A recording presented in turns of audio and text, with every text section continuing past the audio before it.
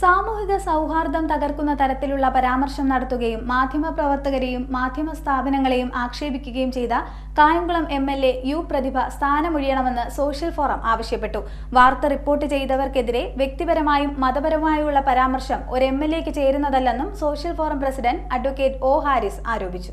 കായംകുളത്തെ social forum കായംകുളത്തിൻ്റെ പ്രതിനിധി നടത്തിയ പരാമർശത്തെ ഞങ്ങൾ അപലപിക്കുന്നു.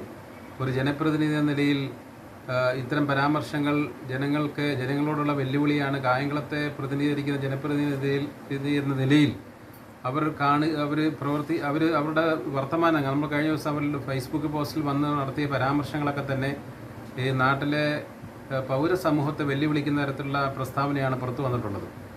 അവരുടെ മകൻ ഒരു കേസിൽ ഉൾപ്പെട്ടു എന്ന രീതിയിൽ ഒരു മാതാവിൻ്റെ വൈകാരികമായ പ്രകടനത്തിനപ്പുറം ഒരു ജനപ്രതിനിധി എന്ന നിലയിൽ അവർ ആ വാർത്ത റിപ്പോർട്ട് ചെയ്ത സത്യസന്ധമായി റിപ്പോർട്ട് ചെയ്ത മാധ്യമപ്രവർത്തകരെയും വ്യക്തിപരമായും മാധ്യമ സ്ഥാപനങ്ങളെയും അധിക്ഷേപിക്കുകയും അവരെ ഭീഷണിപ്പെടുത്തുകയും കേസ് കൊടുക്കുമെന്നൊക്കെ പറഞ്ഞ് ഭീഷണിപ്പെടുത്തുകയും ചെയ്ത നടപടി അത് ഒരു ജനപ്രതിനിധി എന്ന നിലയിൽ അത് ഭൂഷണമല്ല. അത് അവർക്ക് ആ സ്ഥാനം തുടരാൻ അർഹതയില്ല. ഭരണഘടനയെ തൊട്ട് സത്യം ചെയ്ത് അധികാരത്തിൽ അല്ലെങ്കിൽ എംഎൽഎ സ്ഥാനം ഏറ്റെടുക്കുകയും തുടർന്ന് അവർ പ്രവർത്തിച്ചു വരികയും ചെയ്യുന്ന സന്ദർഭത്തിൽ ഭരണഘടനാ വിരുദ്ധമായ പരാമർശമാണ് നടത്തിയിരിക്കുന്നത്. അതായത് ഒരു പത്രപ്രവർത്തകൻ്റെ മതത്തിൻ്റെ പേരിൽ, അദ്ദേഹത്തിന് ജനിച്ചു വളർന്ന മതത്തിൻ്റെ പേരിലാണ് പരാമർശം നടത്തിയിരിക്കുന്നത്. ഒരു വാർത്ത റിപ്പോർട്ട് ചെയ്യുക എന്ന് പറയുന്ന പത്രധർമ്മമാണ്. ജനാധിപത്യത്തിൻ്റെ അടിത്തൂണാണ് മാധ്യമങ്ങൾ എന്ന് പറയുന്നത്. മാധ്യമങ്ങളില്ലെങ്കിൽ ജനാധിപത്യമില്ല, ഫാസിസമാണ് വളരുന്നത്.